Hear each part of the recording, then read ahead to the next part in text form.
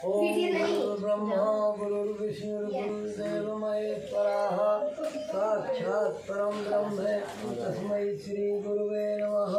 अखण्डमण्डलाकारं व्याप्तं येन चराचरं तत्पदं दर्शितं येन तस्मै श्री गुरुवे नमः।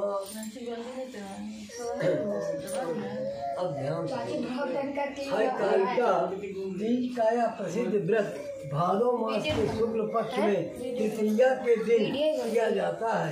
तृतीया तिथि को किए जाने के कारण यह व्रत अधिकतर तीजों नाम से जाना जाता है। हमारी कन्याएं लड़कियों में यह व्रत इच्छित वर पाने के लिए किया जाता है। विवाहित स्त्रियां सुहाग की रक्षा और अपने पति की शुभकामना के लिए करती हैं। प्राचीन काल से चल रहा यह व्रत को करने वाली स्त्रियां पार्वती के समान सुखपूर्वक जीवन यापन करके शिवलोक को प्राप्त करती हैं। व्रत करने वाला व्यक्ति सूर्योदय से पहले नहा ले और भगवान शंकर जी का स्मरण करे, फिर नित्य कर्मों से निवृत्त होकर के शिव मंदिर इत्यादि अथवा जहाँ कहाँ पवित्र स्थान हो वहाँ मंडप बना ले। भला मंडप बनाते हैं और फिर कथा सुननी चाहिए। यदि हो सके तो शिव मंदिर के शिव पार्वती पूजन के लिए केले का मंडप भला पत्ता लगा दे। बंदनवार इत्यादि अनेक पुष्पमालाओं से पुष्पमालाओं से एक सुंदर मंडप तैयार करें। सुहाग चाहने वाली स्त्रियां को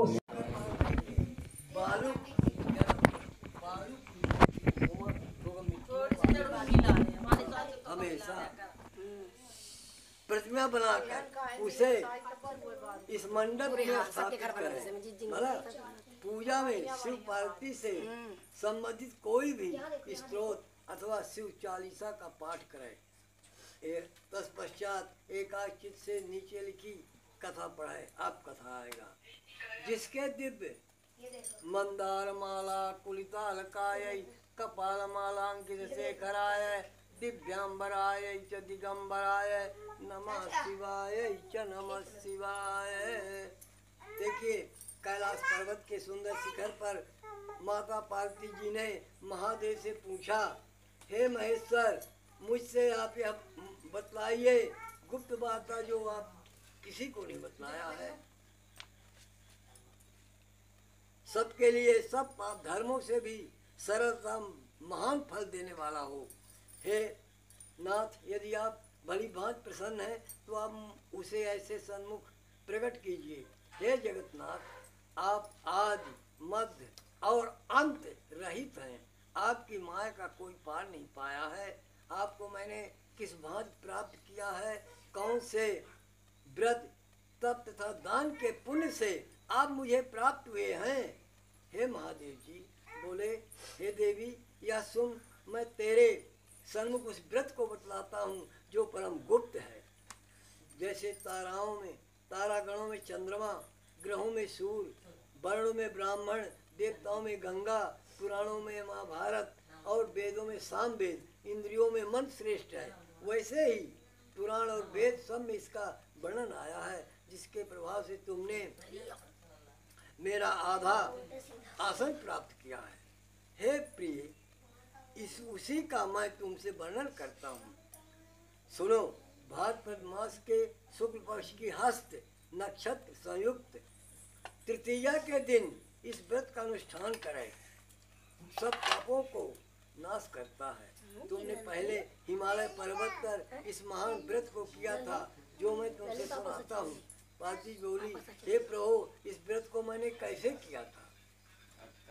शंकर जी बोले, आर्यावर्त में हिमालय नामक एक महान पर्वत है, जहाँ अनेकों प्रकार की भूमि अनेक प्रकार के वृक्षों से शोभित है, जो सदैव बर्फ से ढके हुए तथा गंगा की कलकल ध्वनि से शब्दायमान रहता है। हे पार्वती जी, तुमने बाल्यकाल में उसी स्थान पर परम तप किया था। 12 वर्ष तक के महीने में जल में रहकर तथा वैशाख मास में अग्नि में प्रवेश करके तप किया था। श्रावण के महीने में बाहर खुले निवास स्थान पर अन्न जल त्याग करके तप किया था। तुम्हारे इस कष्ट को देखकर तुम्हारे पिता को बड़ी चिंता हुई। वे चिंतातुर होकर सोचने लगे कि मैं इस कन्या को किसको शादी करूं। इस पर दैवयोग से नारद जी आ जाते हैं। देवर्षि नारद ने तुम शैलपुत्री को देखा। तुम्हारे पिता हिमालय ने देवर्षि को अर्घ बाद आसन दिया, पैर धोया और आसन पर बिठाया। कहा, हे मुनीश्वर, आपने यहाँ तक आने का क्या कारण है, कहिए। नारद जी बोले, हे गिरिराज, मैं विष्णु भगवान का भेजा हुआ यहाँ आया हूँ। तुम मेरी बात सुनो। आप अपनी कन्या को उत्तम वर को दान करें। ब्रह्मा, इंद्र, शिव आदि से देवताओं में विष्णु सबसे बड़े हैं, इसलिए मेरे मत से आप अपनी कन्या का दान भगवान विष्णु को दीजिए। हिमालय बोले, यदि भगवान वासुदेव स्वयं कन्या का वरण करना चाहते हैं तो इस कार्य के लिए ही आपका आगमन हुआ है, वह मेरे लिए अति उत्तम है। गौरव की बात, मैं अवश्य उन्हें दूंगा। हिमालय का यह आश्वासन सुनते ही देवर्षि नारद तो चले गए। शंख चक्र गदा विष्णुधारी विष्णु के पास जाते हैं। नारद जी ने हाथ जोड़कर भगवान विष्णु से कहा, आपका विवाह हमने तय कर दिया है। इधर हिमालय से ने पार्वती जी से प्रसन्नता पूर्वक कहा, हे पुत्री, मैंने तुमको गरुड़ध्वज भगवान विष्णु को अर्पण किया है। पिता के इन वाक्यों को सुनते ही पार्वती जी अपनी सहेली के घर गई और पृथ्वी पर गिरकर अत्यंत दुखी होकर विलाप करने लगी। उनके विलाप करते हुए देखकर सखी बोली, देवी, तुम किस कारण से दुख पाती हो, मुझे बताओ, मैं अवश्य तुम्हारा दुख दूर करूंगी, तुम्हारी इच्छा पूर्ण करूंगी। पार्वती बोली, है सखी, सुन, मेरी जो मन की अभिलाषा है मैं सुनाती हूँ। मैं श्री महादेव जी को वरण करना चाहती थी। मेरे इस कार्य को पिताजी ने बिगाड़ना चाहा, इसलिए मैं निसंदेह इस शरीर को त्याग कर दूंगी। पार्वती के इन वचनों को सुनकर सखी ने कहा, हे देवी, जिस वन को तुम्हारे पिता ने न देखा हो तुम वहां चली जाओ। तब ये देवी पार्वती तुम अपनी सखी का यह वचन सुनकर ऐसे ही वन को चली गई। पिता हिमालय ने तुमको घर न पाकर सोचा मेरी पुत्री को कोई देव हर लगाया, दानव हेर लगाया, अथवा किसी व्याघ्र ने खा लिया। मैंने नारद को वचन दिया था कि मैं पुत्री का विवाह भगवान विष्णु से करूंगा। अब हाय, यह कैसे पूरा होगा। ऐसा सोचकर वे बहुत चिंतातुर हो गए, मूर्छित हो गए।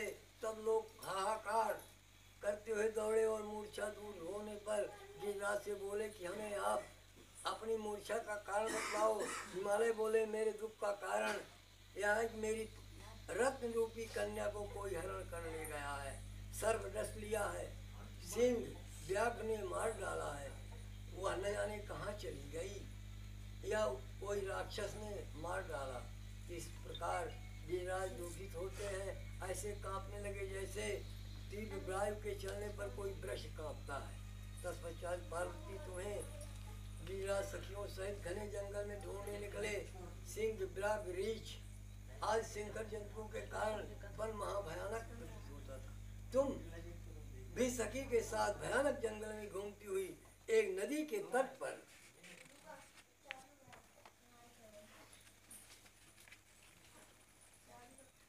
एक गुफा में पहुंची।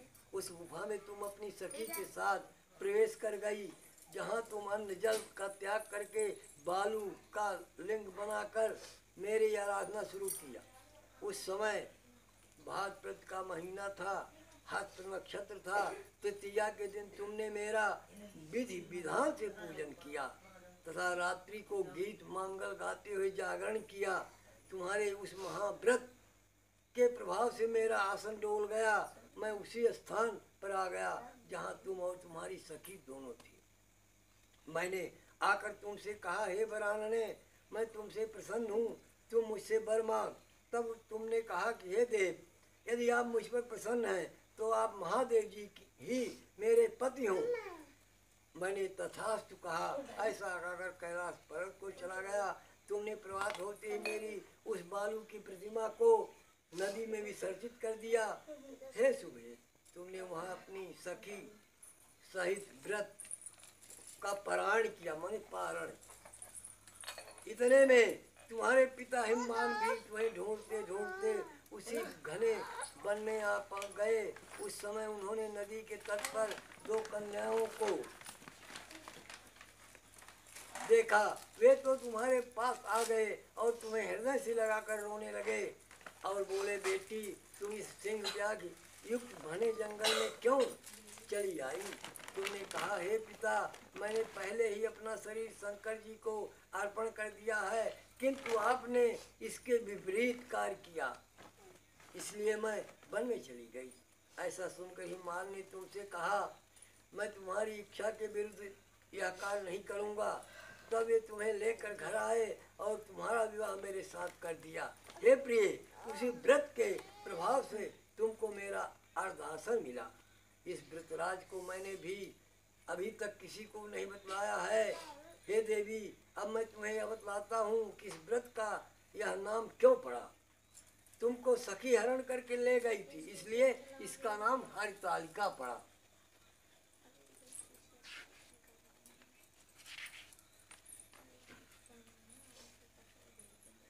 पार्वती जी बोली, स्वामी, आपने इस व्रतराज का नाम तो बतला दिया, लेकिन विधि नहीं बतलाया, तो किस फल की प्राप्ति होती? तब भगवान शंकर बोले, तुम स्त्री जाति के उत्तम व्रत की विधि सुनिए। सौभाग्य इच्छा रखने वाली स्त्री इस व्रत को विधि पूर्वक करें।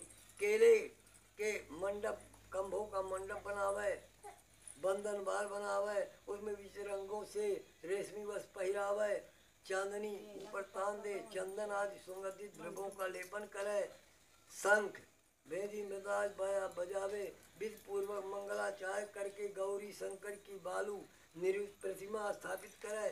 फिर भगवान शिव पार्वती का गंध फूल दीप नैवेद्य से पूजन करे। नैवेद्य अनेकों प्रकार के पकवान भोग और रात्रि को जागरण करे। नारियल, सुपारी, जवारी, नींबू, लौंग, अनार, नारंगी आदि ऋत फलों का एकत्रित करके धूप दीप नैवेद्य से पूजन करके कल्याणी स्वरूप शिव, हे मंगल स्वरूप शिवे, मंगल रूप माहेश्वरी, हे शिवे, सब कामनाओं को देने वाली मेरी कल्याण रूप तुम्हें नमस्कार है। ऐसा कहा है। कल्याण स्वरूप माता पार्वती तुम्हें नमस्कार है। भगवान शंकर जी को सदैव नमस्कार है। ब्रह्म रूपिणी जगत का पालन करने वाली माँ, आपको नमस्कार है। हे सिंह वाहिनी, मैं सांसारिक भय से व्याकुल हूँ, तुम मेरी रक्षा करो। हे माहेश्वरी, मैं इसी अभिलाषा से आपका पूजन किया है। पार्वती माता, आप मेरे ऊपर प्रसन्न होइए, सौभाग्य प्रदान कीजिए। इस प्रकार के शब्दों का उमा सहित शंकर का पूजन करें, विधि विधान से पूजन करता है। देखिए, इसमें स्त्रियां का बता, अरे तुम्हारा चित्त हमसे कहा, अरे कोई इस रात्रि में जो स्त्रियां सोती हैं, अजगरी मतलब अजगर का काम करती, अजगर इकट्ठे रहा सोवे, दूध को खाने वाली, चाय पीने वाली बिलारी होती हैं। याद रखिए एक बात, कोई हर एक प्रकार का भोजन करने वाली मक्खी होती है। माछी सब मनवे जाती है, मक्खी होती है। या कि कोई मांस मदिरा वाली सेवन करने वाली सिंह व्याघ्र बिलारी की ऊन पाती है। इसलिए इस व्रत को बड़े ढंग से करना चाहिए। माता पार्वती 12 वर्ष तक बिना जल के वायु भक्षण करके किया, बेल पत्र का सेवन किया है, तब वो भगवान शंकर को पाया है। आप जो भी यदि प्रकार व्रत करोगी तो उसी प्रकार से जो आपके पति हैं वही रूप में आपको मिलेंगे। मैंने कही कि शंकर जी है तो वहीं प्रियंका वहीं मिल गए, पर सुधार रूप से मिले, है ना। तो वहीं चंद्रकांते मिली है, घबराना चंद्रकांते। अब देखिए जो इस व्रत इस प्रकार के द्वारा उमा सहित शंकर की पूजा करते हैं, विधि पूर्वक कथा सुनकर गौ वस्त्र आभूषण सहित ब्राह्मण का दान देते। इस प्रकार से व्रत करने वाले के सब पाप नष्ट हो जाते हैं। बोले शंकर भगवान की जय। आदि शक्ति जगदम्बा मैया की जय। भवनम क्रोधि कल्याणम।